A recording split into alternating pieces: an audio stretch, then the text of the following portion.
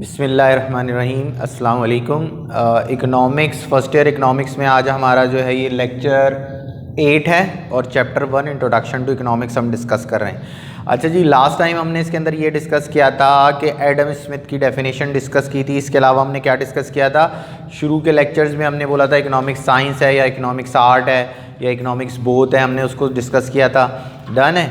अच्छा, उसके बाद हमने क्या डिस्कस किया था कि इसका पॉजिटिव नॉर्मेटिव इकोनॉमिक्स क्या होती है, इंडक्टिव डिडक्टिव मेथड क्या होते हैं, ये डिस्कस किया था। अच्छा, उसके बाद हमने एडम स्मिथ की डेफिनेशन को डिस्कस किया था।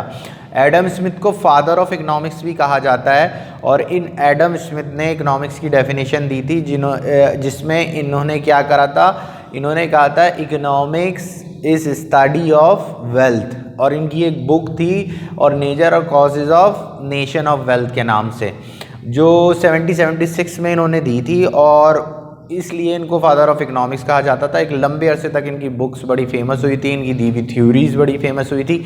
मगर इकोनॉमिक्स का क्या होता है कि इकोनॉमिक्स ह्यूमन बिहेवियर से क्या करती है, रिलेट करती है। जब ह्यूमन बिहेवियर से इकोनॉमिक्स रिलेट करती है तो उसमें नॉर्मली क्या होता है कि एक इकोनॉमिस्ट या कोई साइंटिस्ट आता है, वो एक अपनी थ्योरी देता है, फिर उसके बाद दूसरे लोग आते हैं तो वो एक अपनी थ्योरी देते हैं और दूसरे को क्रिटिसाइज़ करते हैं। जिस तरह से हमारी एक नॉर्मल लाइफ में है कि अगर हम पॉलिटिक्स में भी देखें तो पहली गवर्नमेंट आती है और बोलती है जो जो काम हम कर रहे हैं बिल्कुल सही है, मगर जब वो गवर्नमेंट चली जाती है तो दूसरी गवर्नमेंट आती है और वो उस पर क्रिटिसाइज़ करती है और ये क्या इन्होंने ज़्यादा करप्शन की, इन्होंने ये किया, उसके केस ओपन होंगे, फलाना ढमकाना, बहुत सारी चीज़ें हमने नॉर्मली इसमें देखी। तो ये बेसिकली होता क्या है कि इसी तरह इकोनॉमिक्स में भी होता है कि जब हम इकोनॉमिक्स के अंदर ये देखते हैं कि एक इकोनॉमिस्ट आया, उसने एक अपनी डेफिनेशन दी और उसके बाद दूसरा कोई इकोनॉमिस्ट आया, उसने अपनी डेफिनेशन दी और उस पर क्रिटिसाइज़ किया, तो ये एक नॉर्मल बात है। और इसी तरह से इकोनॉमिक्स में जब एडम स्मिथ ने अपनी डेफिनेशन दी थी तो उसने क्या कहा था कि इकोनॉमिक्स स्टडी ऑफ वेल्थ। अच्छा, वेल्थ क्या होती है? वेल्थ में हम कहते हैं गुड्स एंड सर्विसेज आती हैं। Wealth means goods and services हो गया, और फाइनेंशियल एसेट, फाइनेंशियल एसेट्स में बॉन्ड्स वगैरह, बॉन्ड्स हैं, लाइबिलिटीज़ हैं, जो लॉन्ग टर्म लाइबिलिटी हैं हमारे पास, शेयर्स, डिवेंचर वगैरह, ये सारे मिलकर हमारे पास फाइनेंशियल एसेट्स बनते हैं। और गुड्स, उसने बोला जिसके पास जितनी ज़्यादा गुड्स होंगी, यानी कि कारें ज़्यादा होंगी, घर ज़्यादा होंगे, फूड आइटम ज़्यादा होगा, जिसके पास ज़्यादा लोग एम्प्लॉय होंगे, सर्विसेज प्रोवाइडर ज़्यादा होंगे, और जिसके पास फाइनेंशियल एसेट्स होंगे उसकी वे ऑफ लिविंग ज़्यादा अच्छा होगा। डेफिनेटली सही बात है, वे ऑफ लिविंग उसका ज़्यादा अच्छा होगा, कंपैरेटिवली वो ज़्यादा अच्छे से परफॉर्म कर सकता है। ये सारी बातें उसने की थी। बात समझ में आ रही है? मगर और उसने 3 पॉइंट दिए थे। उसके 3 पॉइंट क्या थे? प्रोडक्शन ऑफ वेल्थ, के सबसे पहले हम इकोनॉमी में क्या करते हैं, प्रोड्यूस करते हैं। जैसे फार्मर, बिल्कुल बेसिकली फार्मर क्या करता है, फार्मर गुड्स प्रोड्यूस करता है, रॉ मटेरियल प्रोड्यूस करता है, हम लकड़ी निकालते हैं, उसके बाद हम ज़मीन से लोहा निकालते हैं, और इन सब चीज़ों को क्या कर रहे हैं हम, प्रोडक्शन ऑफ वेल्थ कर रहे हैं। प्रोडक्शन ऑफ वेल्थ के बाद क्या होता है, प्रोडक्शन के वेल्थ तो डिस्ट्रीब्यूशन ऑफ वेल्थ होती है। डिस्ट्रीब्यूशन ऑफ वेल्थ मतलब क्या होता है कि जो जो पार्ट और जो जो लोग इसके अंदर इन्वॉल्व हैं, जो जो लोग इसके अंदर इन्वॉल्व हैं, उनके अंदर हम इसको डिस्ट्रीब्यूट करते हैं। लाइक इकोनॉमिक्स में बेटा दुनिया की कोई भी चीज़ अगर बन रही है, दुनिया की कोई भी चीज़ बन रही है, उसके अंदर 4 लोगों की एफर्ट्स होती हैं। क्या मतलब? यानी कि उसमें हम बोलते हैं फैक्टर ऑफ प्रोडक्शन होते हैं। अब फैक्टर ऑफ प्रोडक्शन क्या होते हैं? देखो, किसी भी चीज़ के बनाने के जो बेसिक चीज़ें हैं, किसी भी चीज़ को बनाने की जो बेसिक चीज़ें हैं, उनको हम क्या कहते हैं, फैक्टर ऑफ प्रोडक्शन। बात समझ में आ रही है? जैसे अगर हम बात करें, ये बोर्ड है, ये घर है, ये कुछ भी है, ये 4 फैक्टर ऑफ प्रोडक्शन से मिलकर बना है। वो 4 फैक्टर ऑफ प्रोडक्शन क्या है इकोनॉमिक्स में? वो कहलाते हैं, जिनको हम इनपुट्स भी बोलते हैं। देखो, सिंपली सी बात है कि अगर आपके घर में आपकी मदर बिरयानी भी बनाती हैं तो बिरयानी के कुछ इनपुट्स होते हैं ना, बगैर इंग्रेडिएंट्स के या इनपुट्स के वो बिरयानी नहीं बनती। या आप कपड़े सीते हैं या सिलवाते हैं, उनके भी कुछ इनपुट्स होते हैं। जब भी कोई चीज़ आप बनाते हैं तो उसके इनपुट्स होते हैं। तो इसी तरह इकोनॉमिक्स में भी इनपुट्स होते हैं, जिनको हम फैक्टर ऑफ प्रोडक्शन कहते हैं। वो फैक्टर ऑफ प्रोडक्शन क्या है? दुनिया की तमाम चीज़ें 4 चीज़ों से मिलकर बनी है। देखो, कोई भी चीज़ है, अगर ये बोर्ड यहाँ पर आपके सामने दिख रहा है, ये फैन है लगे हुए हैं, लाइट्स लगी हुई हैं, इन सब की कहीं ना कोई मैन्युफैक्चरिंग फैक्ट्री होगी, कोई कारखाना होगा, कोई दुकान होगी जहाँ पर ये बना। तो यानी कि इसमें लैंड इन्वॉल्व हुआ, ठीक है। फिर किसी ना किसी ने इसको बनाया होगा, कोई ना कोई इसके ऊपर कारपेंटर लगा, कोई मजदूर लगा, कोई उठाने वाला, ये सब लोग इन्वॉल्व हुए, यानी कि लेबर, ठीक है। और फिर ये खुद से नहीं हो जाता। जब भी आप कोई बिजनेस स्टार्ट करते हैं तो बिजनेस स्टार्ट करने के लिए आपको किस चीज़ की ज़रूरत होती है? इन्वेस्टमेंट की। इन्वेस्टमेंट मतलब क्या है? सरमाया, पैसा लगाना पड़ता है, किसी ना किसी को पैसा लगाना पड़ता है। जब पैसा जो लगाते हैं उसको हम क्या कहते हैं? इन्वेस्टमेंट। और ठीक है, वैसे तो 3 ब्राउडर हैं और एक लोग होते हैं, अगर हम थोड़े नेक्स्ट लेवल पे जाएं, लेबर की फॉर्म है ऑर्गेनाइजेशन। ऑर्गेनाइजेशन क्या होते हैं? वो ग्रुप ऑफ पीपल होते हैं, वो ग्रुप ऑफ पर्सन होते हैं, वो ग्रुप ऑफ लोग होते हैं जो मिलकर किसी बिजनेस के आइडिया को डेवलप करते हैं, फिर लोगों को हायर करते हैं, फिर लैंड लेते हैं, फिर इन्वेस्टमेंट लोगों से लेते हैं या खुद लगाते हैं और बिजनेस को रन करते हैं। और बिजनेस को रन करने के उनको अगेंस्ट में क्या मिल रहा होता है? Definitely profit. अगर आप भी कोई दुकान खोलो, कोई शॉप खोलो, कोई ठेला का काम, कुछ भी काम करो, उसका अल्टीमेट ऑब्जेक्ट क्या है? उसका आखिरी आपका मकसद क्या होता है कि यार मैं इससे फायदा उठाऊं in the terms of money, पैसा कमाऊं। क्योंकि आप चैरिटेबल काम नहीं कर रहे। चैरिटेबल काम क्या होता है? जिसका मकसद पैसा कमाना ना हो। लाइक छीपा जो एम्बुलेंस चला रहा है, छीपा जो लोगों को सर्द खाने की फैसिलिटी और डिफरेंट दे रहा है, ईदी दे रहा है, सैलानी वाले दे रहे हैं, इनका मकसद पैसा कमाना नहीं है। ये इदारे इसलिए नहीं बने कि ये लोगों से जो सर्विसेज दे रहे हैं, लोगों को जो एम्बुलेंस सर्विसेज दे रहे हैं, लोगों को जो डिफरेंट सर्विसेज दे रहे हैं, उनके अगेंस्ट ये पैसा कमाएं। इनका ऑब्जेक्ट है वेलफेयर का। तो जो वेलफेयर इदारे हैं उनका ऑब्जेक्ट टू अर्न मनी नहीं है। मगर जितने कमर्शियल इदारे हैं, कमर्शियल मतलब तिजारती मतलब जिनका मकसद तिजारत करना हो, और तिजारत का मकसद क्या है? कि जिसका मकसद प्रॉफिट कमाना हो, to earn profit, maximize profit करना। बात समझ में आ रही है? तो हम तमाम लोग क्या कर रहे हैं? कमर्शियल एक्टिविटी कर रहे हैं। हमारे अब्बू अगर सुबह जाते हैं, हमारा भाई अगर सुबह कहीं जाता है फैक्ट्री में, उसका मकसद ये नहीं है कि वो वेलफेयर का काम कर रहा है, अल्लाह वास्ते। उसका अल्टीमेट ऑब्जेक्ट क्या है कि अगर कहीं जॉब कर रहा है तो आफ्टर 30 डेज उसको एक सर्टेन अमाउंट ऑफ मनी मिलेगा। अगर मेरे अब्बा बिजनेस कर रहे हैं, मेरे पेरेंट्स कोई बिजनेस कर रहे हैं, कोई काम कर रहे हैं, तो उनका भी ऑब्जेक्टिव ये है कि अल्टीमेटली मुझे पैसा मिलेगा, ठीक है। तो ऑर्गेनाइजेशन का भी ऑब्जेक्ट इस तरह से क्या होता है? प्रॉफिट होता है। तो इसलिए जो 4 फैक्टर ऑफ प्रोडक्शन है, जिसमें लैंड, लेबर, कैपिटल, ऑर्गेनाइजेशन शामिल है, तो वो मिलकर किसी भी चीज को प्रोड्यूस करते हैं। जब वो प्रोड्यूस करते हैं तो उसको हम इकोनॉमिक की टर्म में क्या कहते हैं? Production of wealth. फिर क्या होता है? डिस्ट्रीब्यूशन। डिस्ट्रीब्यूशन किस लोगों में होगा?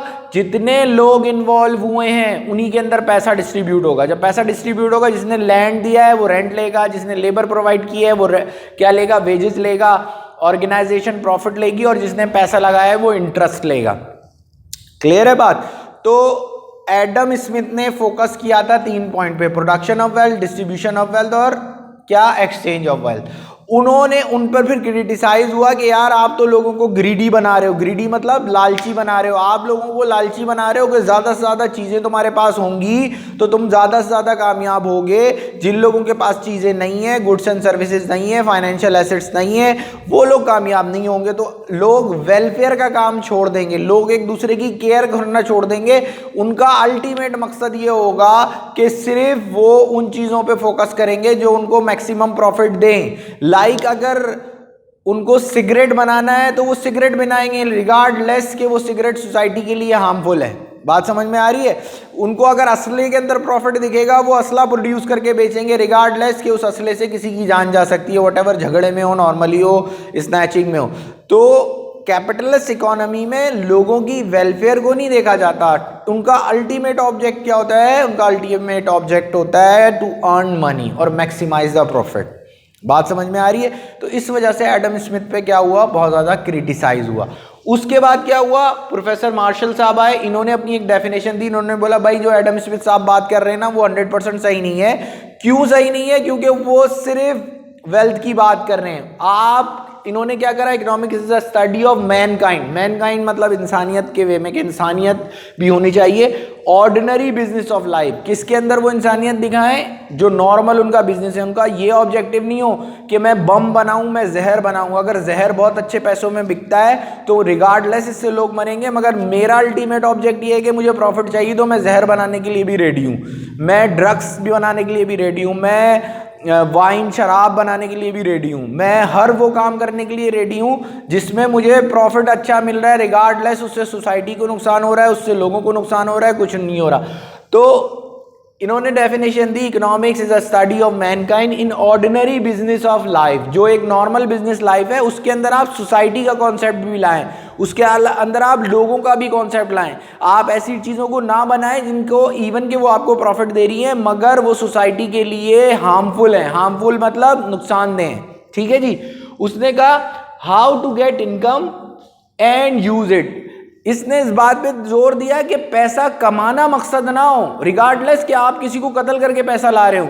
आप काम कर रहे हैं जिससे किसी की जान जा रही है, आपको किसी ने बोला, आपने उसको मार दिया, आपको पैसा मिल रहा है। तो आपको ये नहीं कि पता कि मैं जो मार रहा हूं किसी को, उससे किसी की जान जा रही है। आपका ऑब्जेक्टिव है मुझे तो पैसा मिल रहा है, मेरी तो वेल्थ में इजाफा हो रहा है, मैं सिगरेट बना रहा हूं या मैं कोई और हार्मफुल प्रोडक्ट बना रहा हूं, मैं जादली दवाएं बना रहा हूं, मैं ख़राब फूड आइटम बेच रहा हूं, मैं इन्फीरियर क्वालिटी गले सड़े या उनमें वो चीज़ें सेहत के लिए नुकसान दें, रिगार्डलेस आपका ऑब्जेक्टिव है पैसा कमाना, तो आप वो ज़्यादा। तो इसने फोकस किया कि किस तरह से पैसा कमाते हैं और किस तरह से उसको यूज़ करते हैं। It examine the material expect of human wellbeing या वेलफेयर। अच्छा, वेलफेयर मतलब ज़्यादा पैसे ना होना ज़रूरी नहीं है। वेलफेयर मतलब या वेलबींग मतलब ये समझ लो स्टूडेंट के वेलफेयर मतलब ये होता है कि वो देखो बहुत सारे लोग हैं उनके पास सेहत नहीं है। अगर एक आदमी है बहुत अकील करीम डैडी है या कोई भी है, वो बेचारे उसके पास कोई फिजिकली वो फिट नहीं है, ठीक है, उसका माइंड सही नहीं है, वो किसी शुगर में है, वो ब्लड प्रेशर में है, ना वो मीठा खा सकता है ना कोई और खा सकता है, तो इवन उसके पास पैसा है मगर वो वेलफेयर के कॉन्सेप्ट में इसमें नहीं आता। एक आदमी है उसके पास बहुत सारा पैसा है मगर उसको जेल हो गई है, वो जेल में बंद है आइसोलेशन में, बाहर उसकी बहुत प्रॉपर्टी है, तो उसको भी हम इकोनॉमिक्स में वेलफेयर में नहीं देखेंगे या उसको वेल बीइंग के कॉन्सेप्ट। वेल बीइंग क्या है कि वो सोसाइटी में अच्छे तरह से रह रहा हो, उसके पास चीज़ें भी हों, उसके पास दोस्त भी हों, उसके पास फैमिली भी हो और वो फैमिली के साथ अपनी लाइफ को एंजॉय कर रहा हो, वो बाहर भी जा रहा हो, उसका सोशल नेटवर्क भी हो। ऐसी वे ऑफ लिविंग को हम वेलफेयर कहते हैं जिसके अंदर उससे कोई उसको हार्म ना हो, कोई उसको डर ना हो, कोई उसको एंजाइटी ना हो, परेशानी ना हो, उसको कोई मेडिकल प्रॉब्लम ना हो, उसको कोई उसको कोई डर ना हो। ये सारी चीज़ें एक अच्छी लाइफ होना, उस अच्छी लाइफ में नॉट ओनली मनी नहीं आता, उस लाइफ के अंदर बहुत सारी चीज़ें आती हैं, ठीक है। एक बहुत अमीर आदमी है, वो घर में बंद रहता है, उसको बाहर खतरा है कि उसको कोई गोली मार देगा, तो वो अपने पैसे को एंजॉय नहीं कर पा रहा। उसको हम नहीं बोलेंगे कि यार ये बहुत अच्छा वेल सेटल है। वो आदमी ज़्यादा अच्छा है जिसके पास कम पैसा है कंपैरेटिवली, जिसकी सारी नीड्स पूरी हो रही है, वो सोसाइटी में घूमता है, वो शॉपिंग करता है, वो अपने फैमिली के साथ आउटिंग पे जाता है, घूमने जाता है, वो एंजॉय कर रहा है। वो उससे ज़्यादा अच्छा है कि एक आदमी एक कमरे में बंद है, बाहर सिक्योरिटी गार्ड है, उसके पास बहुत पैसा है, वो अपनी लाइफ को एंजॉय नहीं कर पा रहा। तो इकोनॉमिक वेलफेयर में हम बात करते हैं एक ऐसी ज़िंदगी की जिसके अंदर वो ज़िंदगी की तमाम चीज़ों को एंजॉय कर रहा हो, वो उसको कोई मेडिकल प्रॉब्लम ना हो, उसको हेल्थ प्रॉब्लम ना हो, उसको डिप्रेशन ना हो, वो सोसाइटी से आइसोलेट ना हो, उसको फैमिली में कोई प्रॉब्लम ना हो, उसके फैमिली वालों से अच्छे ताल्लुकात हों, उसके अपनी फैमिली में अच्छे ताल्लुकात हों। बहुत सारे लोग हैं जिनके बच्चे होते हैं, उनके साथ नहीं, डाइवोर्स हो जाती है, सेपरेशन हो जाती है, बहुत पैसा है मगर उनकी लाइफ में अगर पैसे से सिर्फ होना होता तो ये पैसे वाले खुदकुशी क्यों करते? बहुत बड़े बड़े फिल्म स्टार का हम सुनते हैं खुदकुशी कर लेते हैं, they have money, they have everything, but why? वो मेंटली सेटिस्फाई नहीं है। चाहे उनकी पर्सनल लाइफ में कोई ऐसी चीज़ें आई हों जिनसे वो ज़्यादा हट हुए हों, चाहे उनकी फैमिली डिस्प्यूट्स हों, चाहे वो अपने बच्चों की वजह से परेशान हो।